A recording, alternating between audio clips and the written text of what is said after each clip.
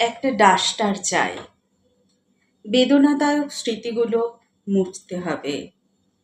চকচকে কালো বোর্ডের মতন মনটাকে করে ফেলতে পারলেই একটা সম্মার্জনী চাই।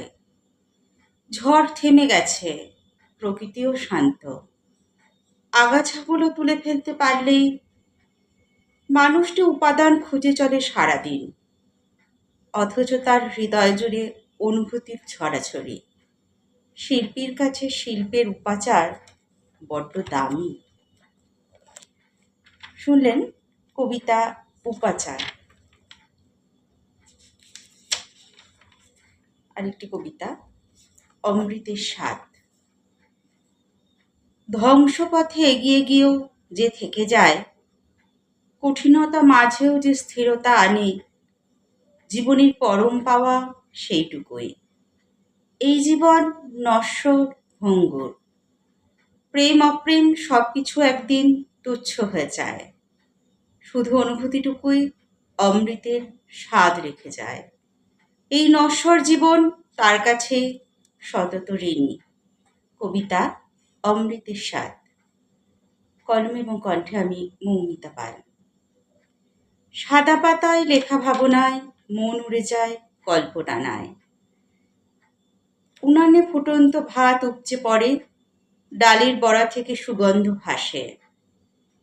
উনানের আগুন মনেও ব্যক্তি ছড়ায়, হৃদয় ডুবে যায় অনুভূতির ব্যঞ্জনায়। কল্পনার রামধনু রং স্বপ্ন বীজ বনে, সোনালি সাধের আগমন হৃদয়ের কোণে।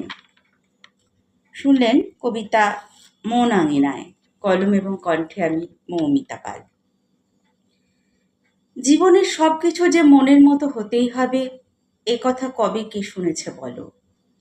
তাই তো যেথা বৃষ্টি যাচা, সেথায় খরার নাচন ভীষণতর। আধার যেথায় দৃষ্টি কাঁপায়, আলোর প্রবেশ নাই তো সেথায়। আলোর খেলা চলে সেথায়, আধার থাবা নাই তো যেথায়। দুঃখ যেথা থাবা বসায়, সুখের দেখা অমিল সেথা। সুখের ঘরে দুঃখের কথা, কে শুনেছে কবে কোথা। জগতের যত নিয়ম কথা, বড়ই কঠিন বড়ই ব্যথা। জীবন মানেই গোলক ধাঁধার পথে চলা, সব কিছুকে মানিয়ে নেওয়ার কথা বলা। জীবন মানেই কঠিন পথের হিসেব করে সহজ পথের নাগাল পাওয়ার গানটি গাওয়া। শুনলেন কবিতা জীবন মানেই গোলক ধাঁধা। কলম এবং কণ্ঠে আমি মৌমিতা পাল। আমার নিজের লেখা 4টি কবিতা পাঠ করে শোনালাম আপনাদের। কেমন লাগলো অবশ্যই জানাবেন।